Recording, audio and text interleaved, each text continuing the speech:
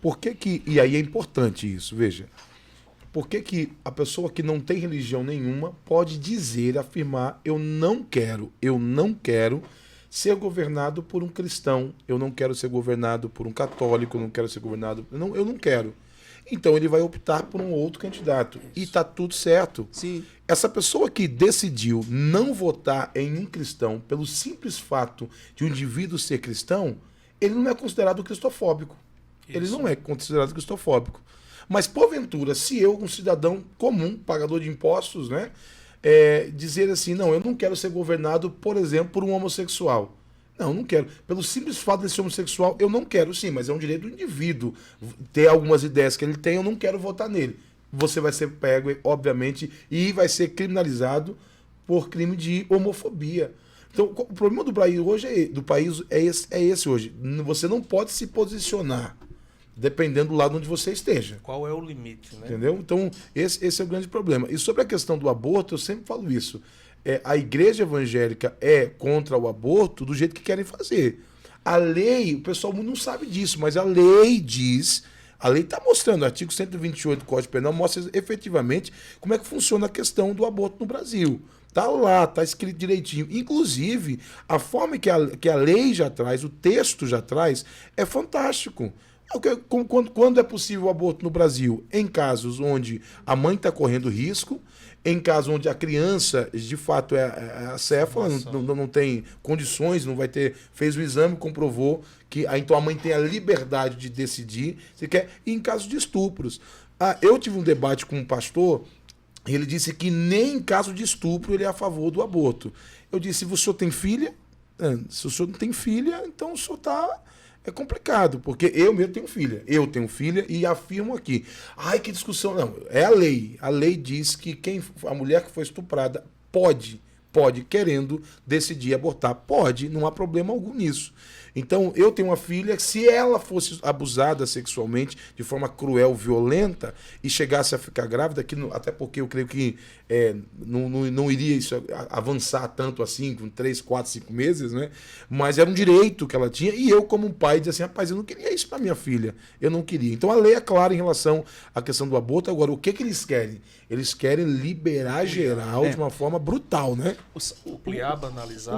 O grande posicionamento aqui, e o que eu anotei aqui para a gente falar, a discussão é o seguinte: nós somos cristãos, precisamos nos posicionar.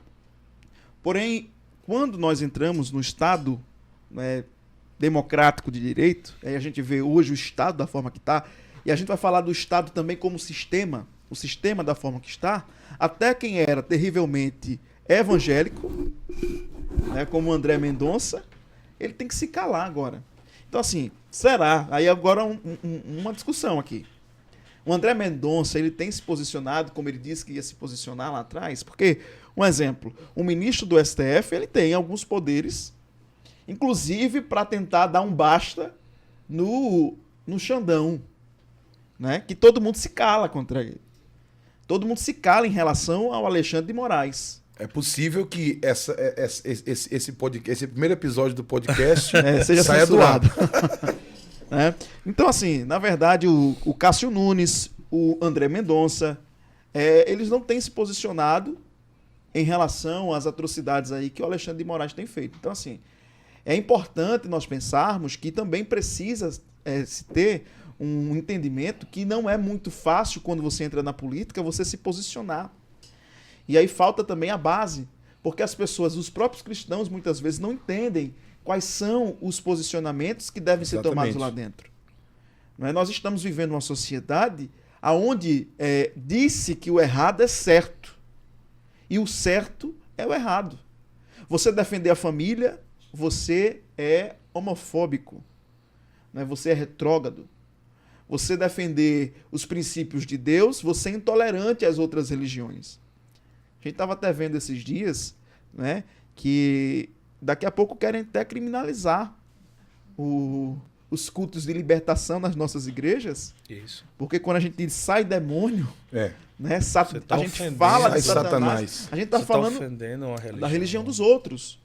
Então é o seguinte, até quando nós, cristãos, vamos ter que ficar realmente calados e de cabeça baixa, esperando que tudo isso aconteça? o ponto em comum aqui é que nós estamos em guerra. Nós realmente estamos em guerra. Lá em Efésios diz que nossa guerra não é contra a carne, nem contra o sangue, é contra os principados e potestades que atuam nas regiões celestiais. E sim, nós estamos em guerra contra o mal, inclusive. Por isso que parte desse posicione-se é a gente entender quem é a voz que nós estamos escutando. Quem são as nossas influências? Quem está influenciando o povo cristão? Quem está influenciando o povo de Deus? Porque, na verdade, o que querem é impor que a verdade deles é absoluta para a gente. E aí existe um ponto. Todo mundo já ouviu falar, né?